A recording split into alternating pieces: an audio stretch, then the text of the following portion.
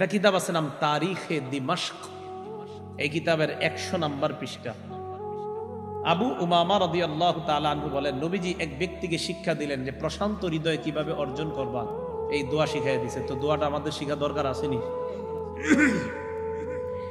আগে আরবিটা শিখেন, আরবিটা মনে না রাখলে বাংলাটা বাস বলেন। আল্লাহুম্মা ইন্নী আসআলুকা নাফসান বিকা মুতমাইন্নাহ তুমিনু বিলিকাইক ওয়া তারদা বিকাযাইক ওয়া তাকনাউ বিআতাইক।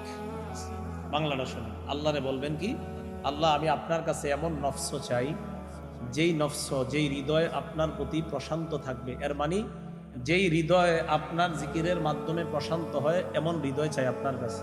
মাবুদ, যেই হৃদয়ের 3টা গুণ হবে।